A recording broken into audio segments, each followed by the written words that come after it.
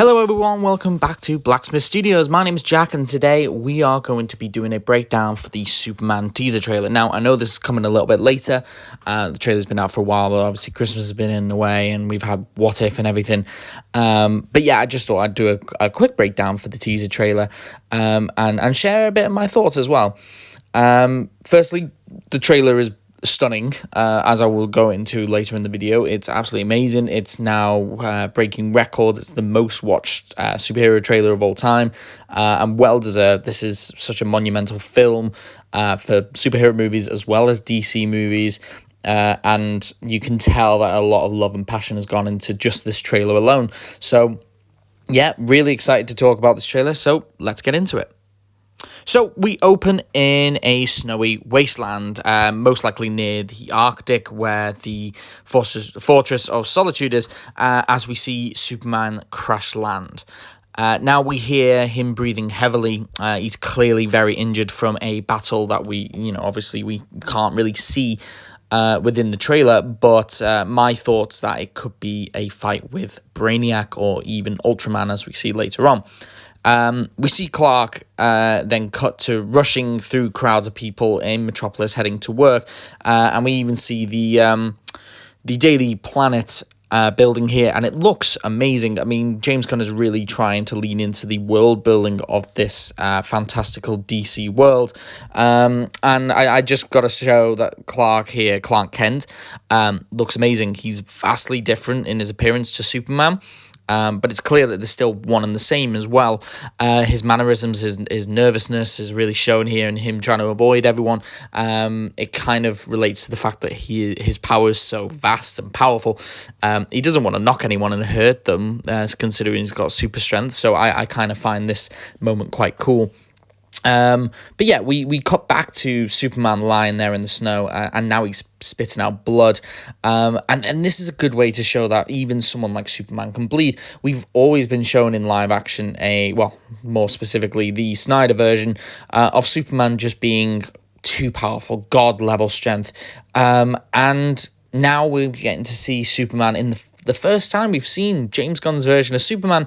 He's injured, he's hurt, he's fallen, and it's great to show a hero fall so we can see them get up. It actually kind of made me think of the line back in Iron Man 2, I think it was said by Ivan Vanko, where he says, if you make God bleed, then people will cease to believe in him. And it kind of makes Superman more human than you realize, even considering he is an alien.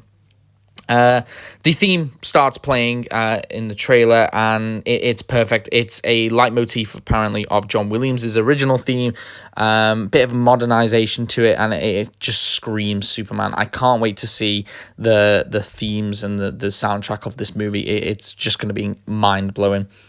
So we're then shown the Daily Planet as Clark makes his way to his desk, followed by Lois Lane.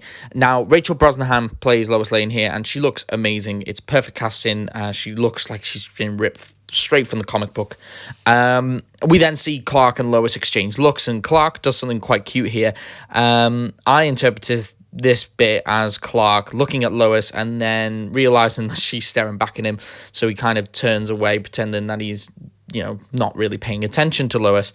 Now, as a person who used to be a really nervous kid, and I used to do this with my crush a little bit in high school, so I love the way that this was portrayed, him looking at, I think he just turned around to sort of look at Lois and realize that she's looking back, and he's like, okay, and he just looks away, and I just find this really, really funny.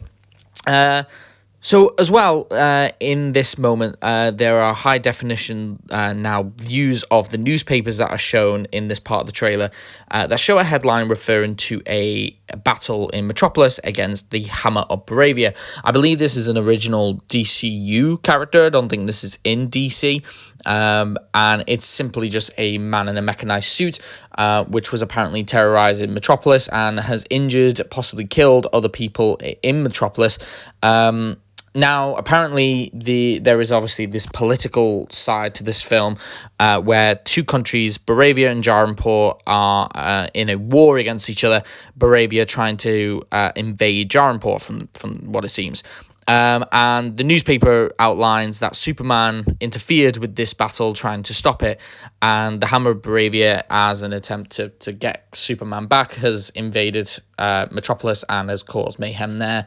And that's what this headline represents. So it's quite interesting to see, like I said, this world building, these two fictional countries, Baravia and Jarnbor, and seeing this new Hammer of Baravia try and attack Metropolis. And I believe that this is why the people of Metropolis are starting to hate on Superman, because he's essentially interfered with a foreign issue, and now that problem has come into America. We're then shown the Kent farmhouse. Now, this looks far smaller than other versions of the house that we've seen before.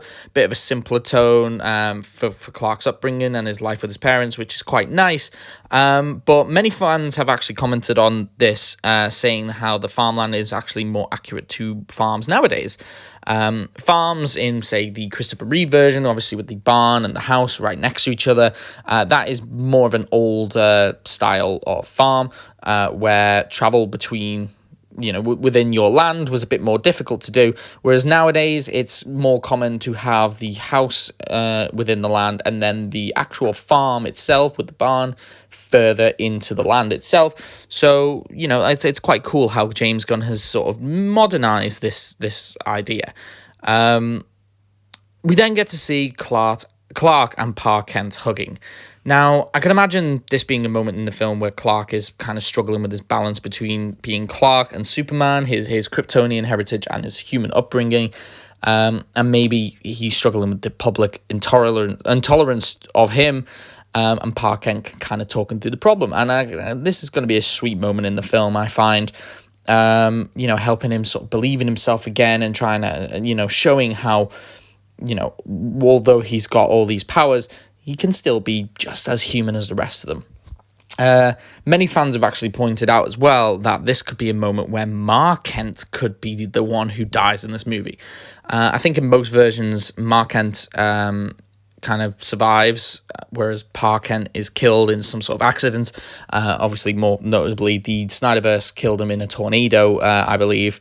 So many fans think that Ma Kent in this movie will be the one who dies instead of Pa Kent, and this is the moment where the movie is going to show Clark distress, because even with his vast amount of power, he couldn't save Ma Kent, his own mother. So I think this is going to be a really, really sweet moment, and it's interesting to have Pa Kent be the survivor over Ma Kent, and how that will influence his Superman story and how it will continue in the DCU, that relationship between him and Pa Kent after Ma Kent's death. But I find it really, really sweet.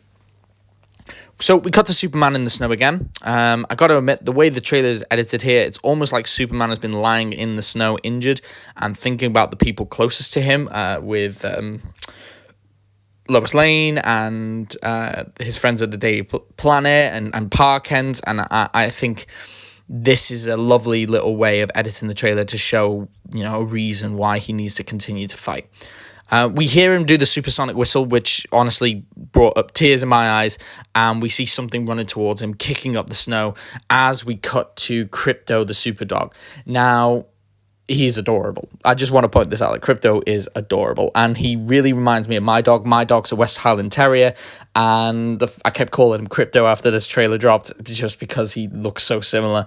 It's really, really sweet. And in fact, James Gunn has based Krypto off his own dog. And honestly, I just want to give my dog a cape for Halloween next year. So we then see Superman ask Krypto to take him home and hands him the cape, and Krypto grabs it and begins to walk. Now, apparently Krypto's not going to be a good boy in this movie. He's going to be quite misbehaved, like I said, based off James Gunn's dog. But apparently, obviously we've seen Krypto do something good here. So it's nice to show a relationship between Krypto and Superman, where Krypto is, misbehaved, a bit of a naughty dog, but in the right moments, at the right time, he will always be there for, Superman. And it's really, really sweet to show this. And he understands that his master's in danger and needs to go home. And I'm quite interested in what home means to Superman. and Krypto. I think maybe during the process of this movie, Superman tries to struggles with where his true home is. Is it in the Fortress of Solitude alone, with his Kryptonian heritage, or is it with Pa Kent? And it'll be really interesting to see where Krypto takes him in this movie. So we see a quick shot of one of the kaiju knocking something towards a child. I think it's just a water tank, and Superman flies in to protect her. It's a good moment. It reminds me of the opening scene or the opening intro, to Smallville, where Superman sort of swoops in and protects a little girl. So I think it's quite similar, and it's got cute little similar vibe. I just love the fact that Superman is, even though he has already been shown in this trailer to be knocked down, he's still super powerful, and it's really cool to show this. We cut to Lex Luthor at Luthor Corp, looking out over Metropolis as Superman flies past the window. We see a good shot of Luthor Corp as well, with the engineer on top of the bridge between both sort of towers of Luthor Corp. It's interesting that it's called Luthor Corp in this and not Lex Corp. I believe that this could be because, Lex Luthor, he kind of wants to, this is his family sort of corporation, possibly, and that's why it's called Luthor Corp, and maybe eventually we'll see it become Lex Corp because it's, he's egotistical. He wants it in his name. And by the way, Luthor looks great here. I was a little bit worried about Nicholas Hoult playing Lex Luthor. I just didn't feel like it would be... I knew he'd be great. I just didn't know he'd look this great. And even Luthor Corp looks amazing. We then cut to a shot of Lex in a dark room holding a gun. He might be holding some kryptonite bullets in this gun, but honestly, I've got no idea. But I believe it's in the same place as the next shot, where Superman's in a glass cage, and there are some people around, and people have tried to figure out who these people are around them.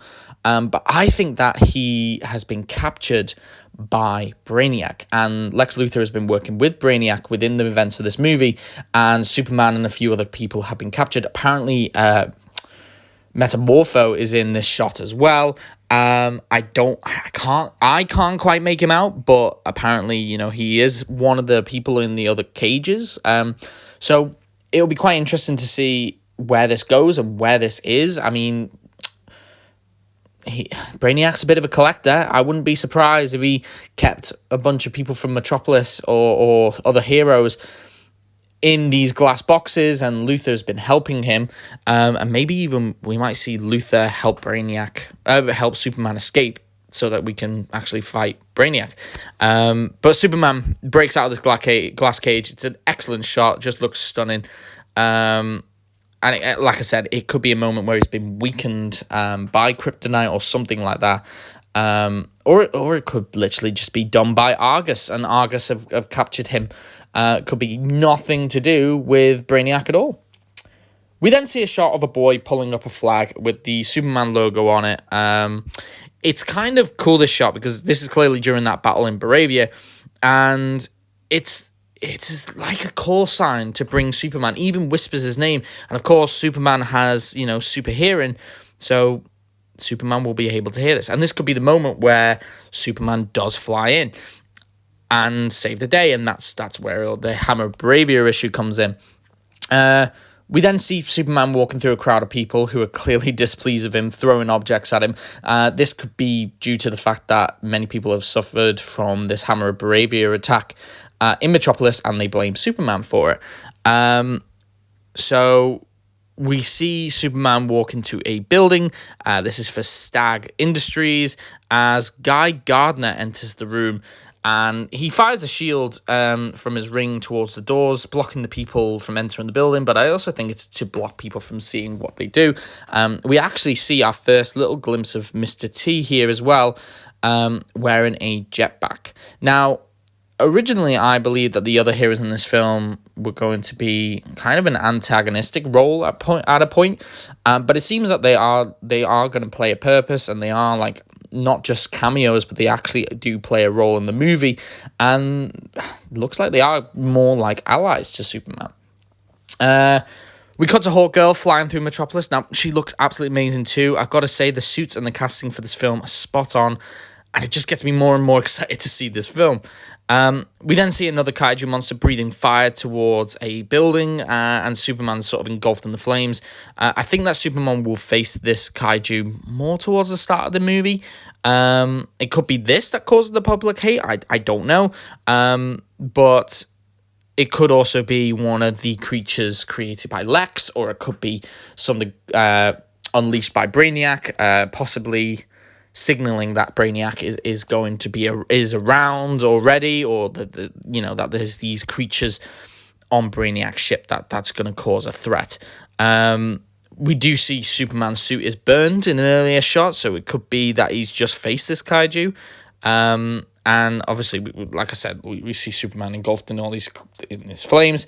Before we cut to Lois and Clark together in an apartment building. This is the shot that we saw when James Gunn revealed the Superman suit for the first time. And that colourful orb in the background, it floats around and fires energy beams of some kind, and we see out the window. And it's interesting, this, because I have no idea what this could be. Again, this could be another creature unleashed by Brainiac, or another creation by Lex Luthor, but this looks like it's for the final battle. This is what it feels like. We see a shot of Clark and Lois kissing, and it's really nice to see that these two may become a couple during the course of the movie. And more notably, it's Clark and Lois here. Clark and Lois are soulmates in comics, and it's nice that Gunn is allowing us to be thrown straight into this world, not necessarily at the start, but during the course of this movie, we are seeing these relationships mature, but they're not the first time we've seen these relationships. We then see a shot of Superman holding Kelex, who looks to be injured or even destroyed. Kelex, I looked this up because I didn't know, is a robot from Krypton, and that remains in the Fortress of Solitude as a primary caretaker. It could be possible that some sort of threat occurs in the fortress that results in Kelex being damaged. Apparently, there's a moment in the film where Lex will come into the Fortress of Solitude, so this could be where this is sort of coming from. It could be Lex that causes it. Speaking of which, the next shot is actually of the fortress rising out the ground. I mean, it just looks stunning. I cannot say how amazing this trailer looks just initially. We then see a quick shot of Metamorpho, and honestly, again, this was a character I was worried about how he was going to look. I mean, we heard that he was going to be CGI combined with practical, but he looks amazing. James Gunn really hit the nail on the head with the way this character looks. We then see a skyscraper collapsing as we see Lex Luthor again crying, and he's actually injured here. This could be after a certain event with the kaijus. Maybe the kaijus aren't related to him, or something, and that's caused him to be injured, and it's his sort of startup of trying to get Superman, defrauded in a sense, make the public hate him, because Lex absolutely hates him. But apparently in this version, Lex and Superman haven't met, but they know about each other. We then see Lex watching the conflict in Baravia on the news, actually. As we see Superman pushed up against a building. This is likely the kaiju. As we cut straight back to him being pulled by Krypto back home.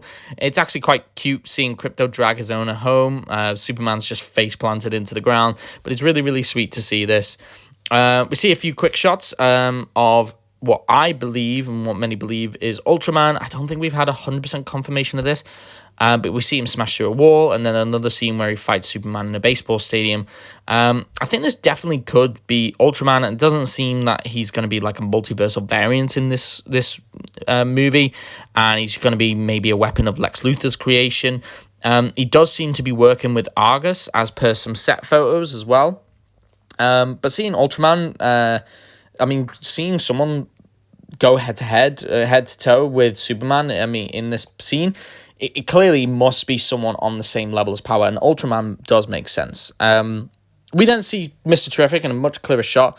He creates a force field using his drones. Again, this looks like it's related to the conflict of Baravia, as we saw before, but there are some soldiers around which people have said work for Lex Luthor Corp. So, and Mr. Terrific is protecting Lois Lane here. So it'll be interesting to see what actually happens in terms of the Bravia situation. Maybe some heroes go to Bravia to try and interfere and help, but they can't do much. And it's Superman who swoops in, saves the day, and then is hated because Hammer of Bravia comes in to get revenge, in a sense. And I think this would be really cool as a story. I just think the story, we know nothing about it, but it's beautiful because we know nothing about it. It makes it more exciting for us, and we're still excited for the movie regardless of what we know. It's going to be a really, really fun watch. But then we see a lovely shot of Superman and Lois floating in the air, kissing. And seeing their romance blossom in this movie will be really exciting to see. But what I need to note here is that it's Superman that she's kissing. So many people have thought, myself included, that the Superman kissing Lois is the real scene, and the shot before of Clark kissing Lois was kind of in his own little head, in his fantasy. So we might see Lois fall in love with Superman in this film rather than Clark, and it might be Clark struggling with that as well as part of this movie. Then the final sort of shot we see is Superman blasting off into the sky just after being engulfed in flames, and we see Superman back in what looks to be Lois Lane's apartment overlooking the city as it's getting attacked, and Lois gives Superman a hug, which I think is really sweet. It's nice that it's more of an embrace rather than another sort of kiss. But I got to admit, the editing in this trailer is beautiful. We actually begin the trailer with Superman falling and crashing into the ground injured, and then show him rising up at the end of the trailer with him flying into the sky. This film is really leaning into the bright and colourful world of Superman, and I'm so excited for this film just after watching the trailer over and over again. And it's just really, really sweet. Gunn, I think, has beautifully brought in Superman's powers and strengths and presenting them in an epic way, but still not forgotten about the most important people in Superman's life and the fact that he has flaws. He's so powerful, but he has weaknesses. Not only physical weaknesses like kryptonite, but he has weaknesses as, compassion to his family and friends. He loves them, he wants to protect them, but he can't always help them. He has human feelings, and it's really nice to see that come to life in this trailer alone. It's only a teaser trailer. But yes, Superman will be released in 2025. I can't remember the exact date, but it is July of 2025. So we are now the year of Superman. I cannot wait for this film. I'd love to hear your thoughts down in the comments below of what you thought about this trailer, what you're excited to see. Who do you think the villain is? I know James Gunn has said Lex Luthor, but why would you spoil the Brainiac reveal? So I'd love to hear your thoughts down in the comments. If you did like this video, please like and subscribe for more content like this. We're now up to 400 subscribers, which is mind-blowing. I'd love to hit 500 as soon as possible, really, so we can get this channel up and running, get it bigger and better. And yeah, thank you all so much for watching, and I hope you all have a great day. Bye.